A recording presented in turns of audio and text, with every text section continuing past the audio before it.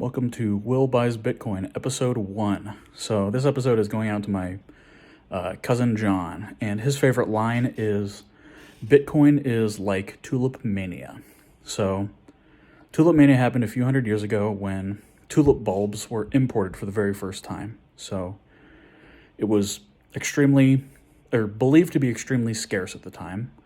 The rich people would buy it. It would be a symbol of wealth, and people would start buying them up for investments because the value was increasing rapidly.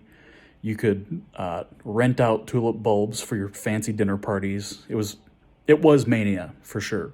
There was a ton of hype, but eventually what happened is, they're tulip bulbs. You can plant them. You can just grow more of them. It's not that hard. So the whole thing collapsed, and everyone who invested all their money into these things just lost everything. So to compare that to Bitcoin, Bitcoin is actually scarce, right? In the Tulip Mania case, they believed they were hyper scarce, but they were actually totally abundant. Bitcoin actually is the most scarce asset that has ever been known to humanity. There will never be more than 21 million Bitcoin.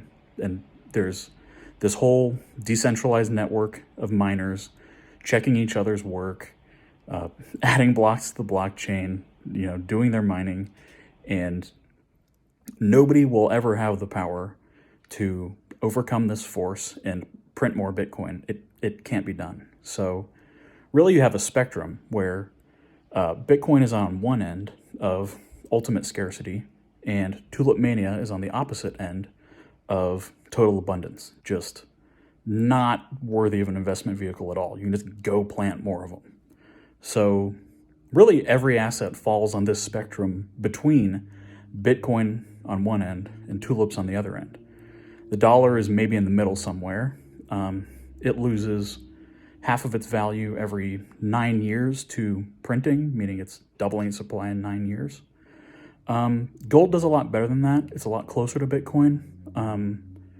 It doubles its supply every 50 years. So 5 times better than the dollar, but still not perfect.